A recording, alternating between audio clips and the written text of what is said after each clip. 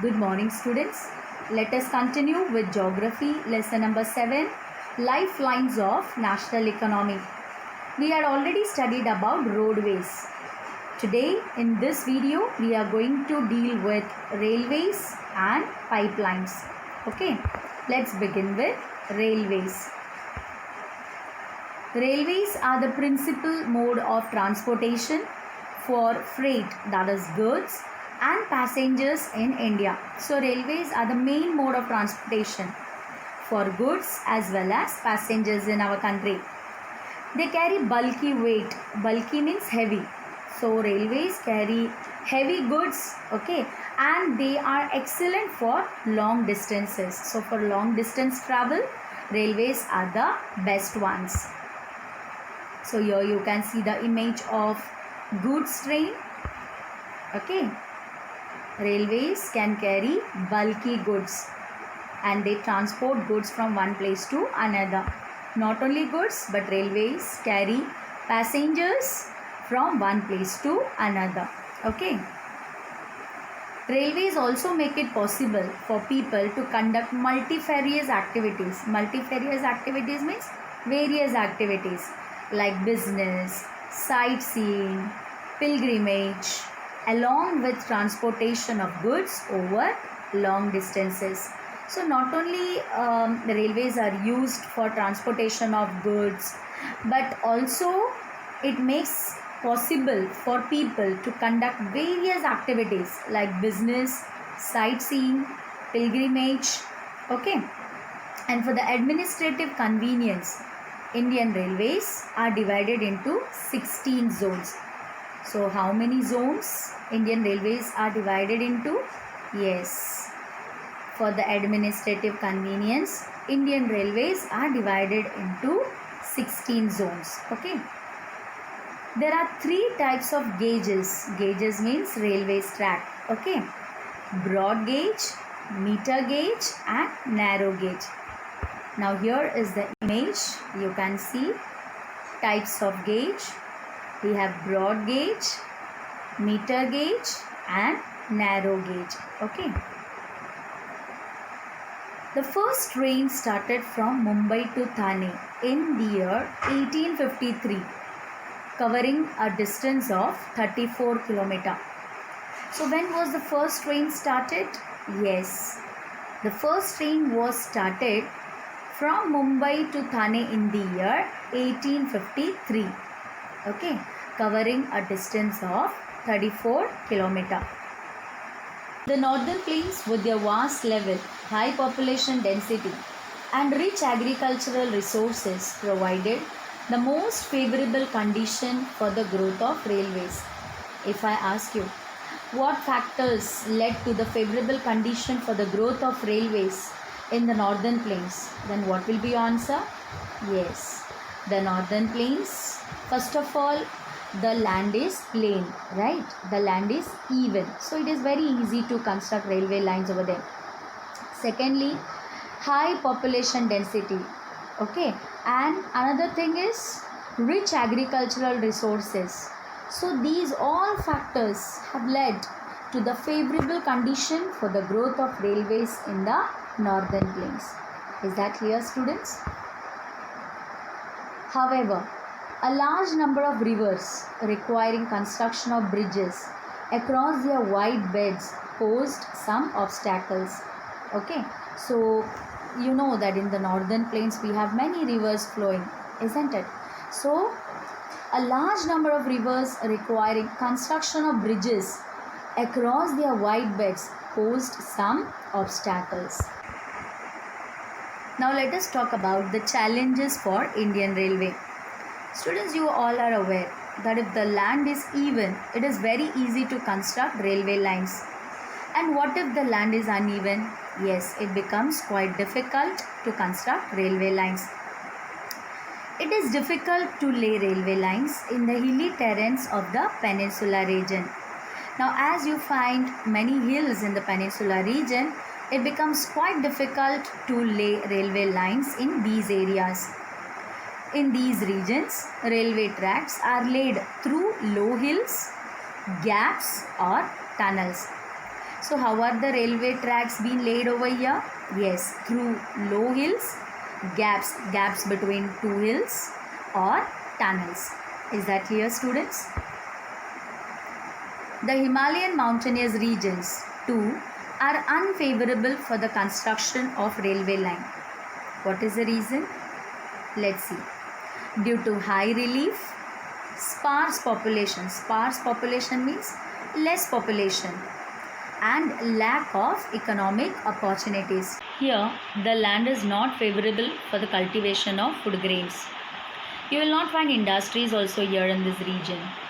Hence, there is lack of economic opportunities. Once again, we will revise.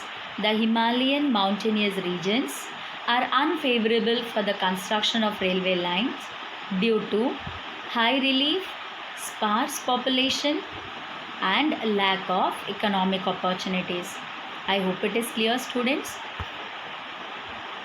It is difficult to lay railway lines on the sandy plain of western Rajasthan and swamps of Gujarat. Now, you all are aware in Rajasthan we find sand dunes, right? So it is very difficult to lay railway lines on the sandy plain of western Rajasthan and swamps of Gujarat. Swamps means marshy areas, as well as in the forested tracts of Madhya Pradesh, Chhattisgarh, Odisha and Jharkhand. Students, it is difficult to construct railways in forested areas, isn't it? So it is quite difficult to lay railway lines in the forested tracts of Madhya Pradesh, Chhattisgarh, Odisha and Jharkhand. Hope it is clear, students. There are problems of sinking of railway tracks. For example, Sahyadri has faced a number of problems such as sinking of track in some stretches and landslides. So there are also problems of sinking of railway tracks. Okay, example Sahyadri, which has faced a number of problems such as sinking of track in some stretches and landslides. Okay. Problems of Indian Railways. Just now we have dealt with the challenges. Now we are going to talk about the problems of Indian Railways. Okay. Many passengers travel without tickets. This is the most common problem faced by Indian Railways. Most of the passengers, okay, many passengers, they travel in train without tickets. Theft and damaging of railway property has not yet stopped completely. Okay, theft as well as damaging of railway property has not yet stopped completely. People stop train by pulling the chain unnecessarily. You all are aware we need to pull the chain in the train only when required. But people stop the train by pulling the chain unnecessarily. That causes heavy damage to the railway. Students, I hope you all have understood about the problems faced by Indian Railways. Now let us discuss about pipelines. Pipelines. In the past, pipelines were used to transport water to cities and industries. Now, these are used for transporting crude oil, petroleum products, natural gas from oil and natural gas fields to refineries, fertilizer factories and big thermal power plants. Earlier, pipelines were used to transport water. Now, these are used for transporting crude oil, petroleum products, natural gas from oil and natural gas fields to refineries, fertilizer factories and big thermal power plants. Okay. Solids can also be transported through a pipeline when converted into slurry. What do you mean by slurry? Yes, slurry is a mixture of solids denser than water suspended in liquid, usually water. Now, as slurry is in semi-solid state, it can be easily transported through a pipeline. So, pipelines are also used to transport slurry. Is that clear, students? The far inland locations of refineries like Barauni, Mathura, Panipat, and gas-based fertilizer plants could be thought of only because of pipelines. Here in this map, you can see Barauni, Mathura, and Panipat refineries. Okay, now let us see where they are located. Barauni in Bihar, Mathura refinery in Uttar Pradesh, and Panipat refinery in Haryana. Okay, maybe ask for your map plotting. Initial cost of laying pipelines is high, especially for underground pipelines. So initially you require a huge amount of money, okay, for laying pipelines, especially underground pipelines. But subsequent running costs are minimal. In long run, you will not require that much amount of money, okay, because it doesn't require maintenance cost as in case of roadways and railways. Okay, students. Pipelines control transshipment losses or delays. Let us see how. Pipelines control transshipment losses or delays as there is no leakage and the liquid goods flow at high speed. Okay, hence pipelines control transshipment losses or delays. Now let us talk about important pipeline networks. There are 3 important networks of pipeline transportation in our country. Let us learn more about it. Pipeline from oil fields in Upper Assam to Kanpur, that is in Uttar Pradesh, via Guwahati, Barauni and Allahabad. It has branches from Barauni to Haldia via Rajband, Rajband to Maurigram and Guwahati to Siliguri. Now let us try to understand this with the help of a map. Students, just have a look at this map.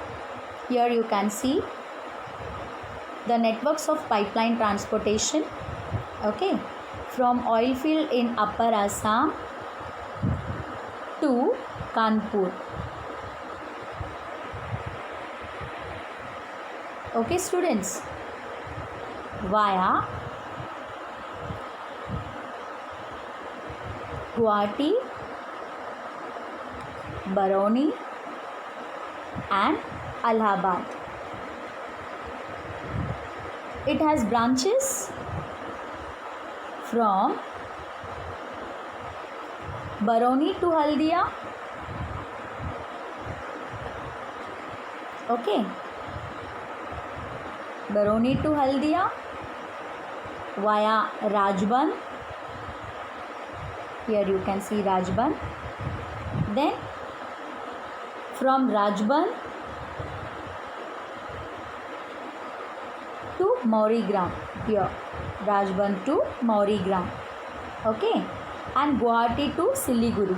Here Guwahati to Siliguri. I hope it is clear, students. Once again, from oil field in Upper Assam to Kanpur, that is in Uttar Pradesh, via Guwahati, Barauni and Allahabad. It has branches from Barauni to Haldia via Rajband, then Rajband to Maurigram and Guwahati to Siliguri. Is that clear, students?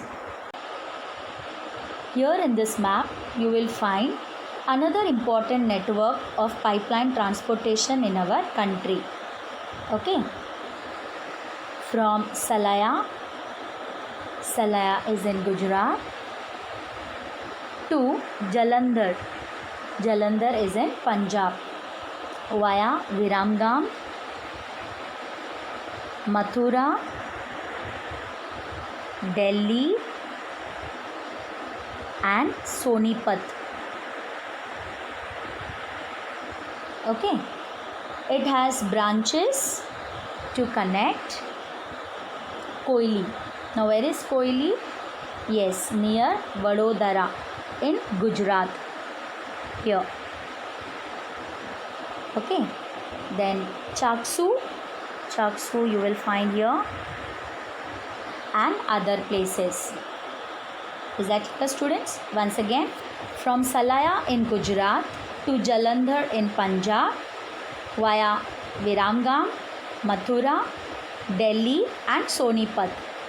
It has branches to connect Koili near Vadodara in Gujarat, Chaksu and other places. Hope it is clear, students. Students, here in this map we can see gas pipeline from Hazira in Gujarat connects Jagdishpur in Uttar Pradesh via Vijaypur in Madhya Pradesh. Okay. It has branches to Kota in Rajasthan. Here. Shahjahanpur, here you can see Shahjahanpur in Uttar Pradesh. Okay, so it has branches to Kota in Rajasthan, Shahjahanpur and other places in Uttar Pradesh. I hope it is clear, students.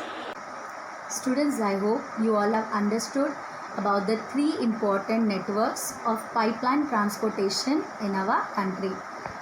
Now it's time for quiz. I hope you all are ready for the quiz. Question number 1. Which of the following regions is suitable to construct railway lines? Option A, Himalayan mountains. Option B, Garo, Khasi and Jaintia hills. Option C, the northern plains. Option D, Rajasthan desert. Yes, which is the correct answer? Yes, very good. The correct answer is option C, the northern plains. Very good. Next question. Which one of the following means of transport is used for carrying solids in a slurry form? Option A, trucks. Option B, jeeps. Option C, pipelines. Option D, trains. Yes, which is the correct answer? Yes, the correct answer is option C, pipelines. Very good. Next question. Which mode of transportation reduces transshipment losses and delays? Option A, railways. Option B, roadways. Option C, pipelines. Option D, waterways. Yes, which is the correct answer? Yes, the correct answer is option C, pipelines. Very good. Students, I hope you have understood whatever we have learned today. Today we had covered railways and pipelines. The remaining topics we will cover in our next video. Don't forget to read your textbook. Meet you in the next video. Till then, bye and take care.